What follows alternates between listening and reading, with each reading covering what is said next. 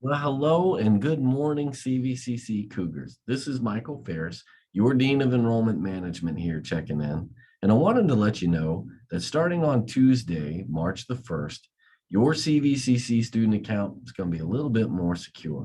And what I mean by that is when you go to log in, you're going to need to be able to generate a password from an alternative email address, probably the same one you set up when you applied to the college.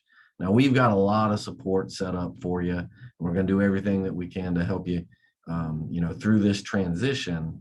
And I'll also send an email out to you through your email address to let you know, how all this works. I've also included a couple of tutorial links for doing this down in the comments below. So please know that we love you guys and your security is of paramount importance to us. And, feel free to reach out to us if you need any help. Take care, everyone, and have a great day.